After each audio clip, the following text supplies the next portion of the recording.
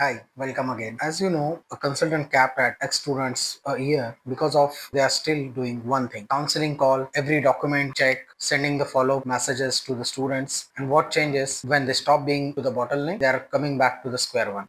Yes, if you are one of them and if you are facing this kind of problem, then hear me out, stay tuned. I have a solution for you.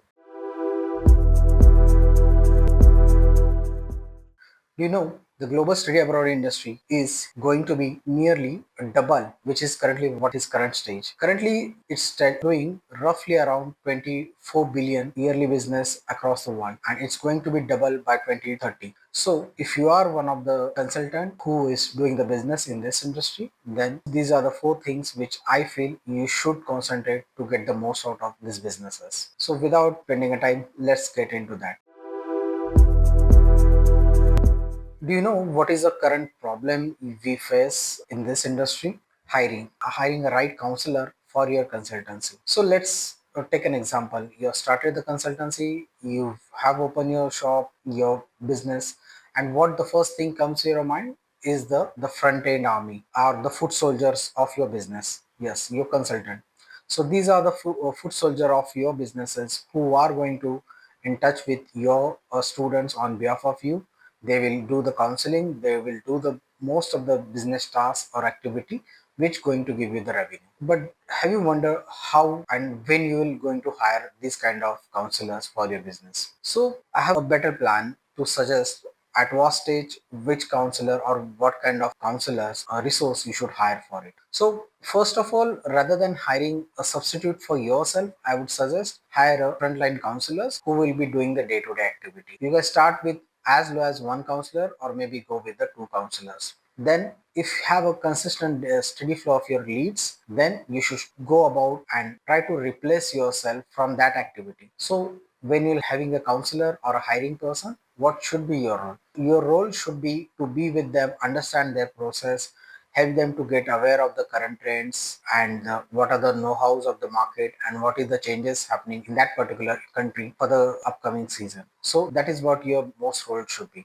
And they are the one who should work closely with your students, understand them, guide them, make them comfortable and help them to cross the line so that you get the confirmed admissions. Yeah, so this is the way you should start with it. And once you get a good number of consistent flow, then you should consider to hire a manager just to give them a good added advantage over them, or maybe your current team size should go from 2 to 5 people or 4 to 5 people. This is what you should do it. And at this stage, you should be comfortably doing a good number of admissions with your study abroad consultancy. So what should be the common mistakes what we do in this segment? As you know, being a junior, you always try to make yourself out of the business with as early as possible. But from my point of view, this is the biggest mistake what we do as a business owner, or you don't do it. What you should do it, instead of getting out of your business at the first level, try to understand the market, try to speak with as many as students, their parents, understand the problem, what are their objections,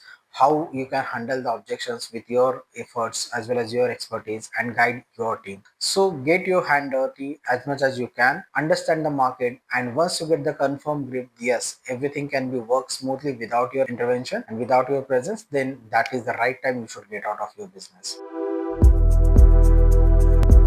So second mistake what I feel is they are doing is pricing your agency or particularly getting the revenue from that particular leads. So when we talk about the pricing or the particular getting the revenue from these students, as we know, there are multiple revenue sources where you can generate the revenue. It can start with the first win, as everybody knows, is the chunk of your pie or the revenue will come from the commissions. Yes, the university types. But we are forgetting when the student is coming and knocking to your door, you should not miss out before understanding his real requirement. Maybe you can start with a small token of amount where to get confirmed whether that person or that student is the real person or is a legitimate lead which you can invest your time, money and efforts of yourself as well as your team. So where it can start, you can start with charging of a small token of amount, maybe a 999, 1499, 2999, or maybe a 5,000 rupees. It totally depends on your expertise, your level of knowledge, as well as the which part of the country you are operating for, because that's where it deciding the most what is the expenditure or what is the particular pocket friendly market you are operating from, and how much they are comfortable to pay you upfront. So that is the one stream of revenue you can start with. The second would be your the coaching services, like doing the IELTS exams or many other exams which requiring to get the things into the closer line as much as possible. You can start with doing the collaboration. If you don't have any expertise to give them provide in-house, you can do the collaboration with the existing coaching institutes or types with the tech companies and everything. So that would be your additional income, which can be give you a sustainable roadmap, or which can be give you a sustainable guidance to take things ahead while doing it things. The third would be your finance partners. So as we know, every student will not be able to having that much of pocket to spend their or to manage or finance their own education. They would be needed a financial assistant.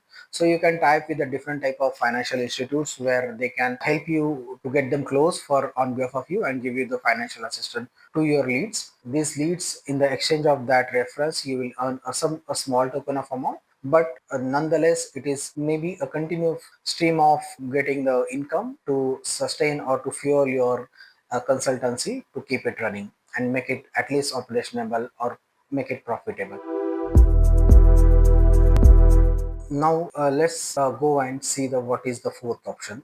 So fourth is, I feel, is the real the crucial one, but I would suggest we can start with as low as when we are starting out the a new business. You can stick to your basic model or basic mode of operandi. Is the university type or doing the exclusive work for particular university. So I believe there are four stages which you can excel your consultancy. If you're doing at least in a season, let's say approx 20 to 30 admissions in a season with a span of 6 months, then I would suggest you can go with the B2B partners which are currently there in the Indian market. You can do the tie with them and do the directly help of them, because that will be help you to solve your basic problems, because you are new into this market, you don't know how to do it. So they are the basic helping hand for you, and they do the majorly heavy lifting for you, and you will get the a good commission, or you will get to start rolling out your consultancy work.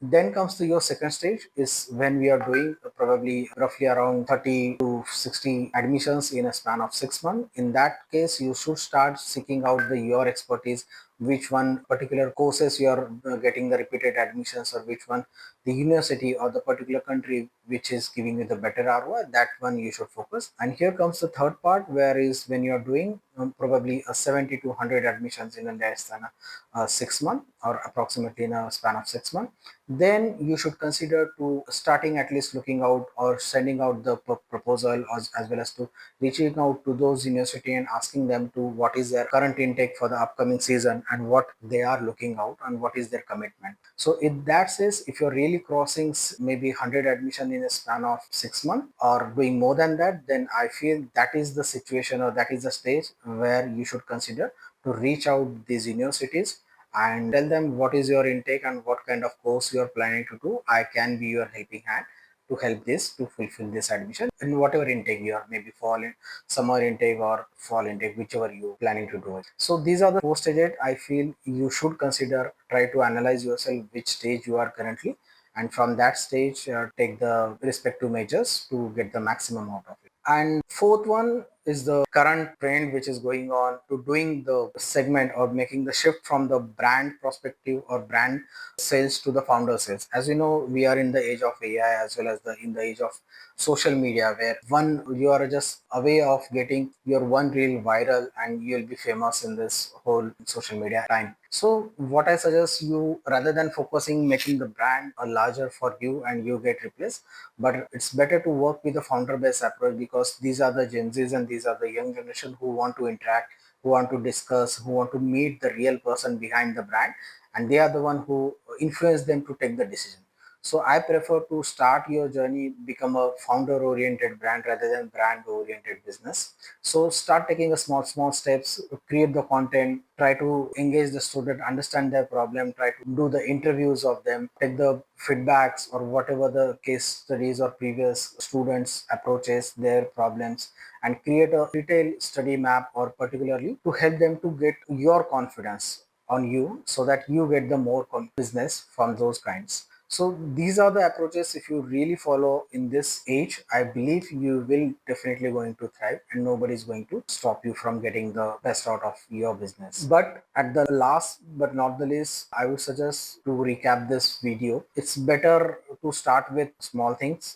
As we know, start with a small counselor, make up team, get the good momentum with the leads, hire a manager, and then think of getting you out of the business. Second, the pricing, as you know, there are different verticals or different ventures where you can earn a good number of revenue, which can make your consultancy sustainable. Third is your approach directly to the university at which stage you are, and from that stage you should think about getting the approaches. And fourth is your founder based approach, which will help you to getting good admissions for the upcoming season. So if you like this video, do subscribe to us, because we are the one who works dedicatedly in this education field. We work with the study abroad and Ivy League consultant to help them the guaranteed admissions. And if you are one of them, kindly, there is a link below in the description. You can get on the call with one of our executive. We see if we are right fit for each other. We will definitely help you out. And if you have any feedback, do comment on our video. That will help us to improve the upcoming video. And thanks for watching. Stay tuned till the next video. Thank you.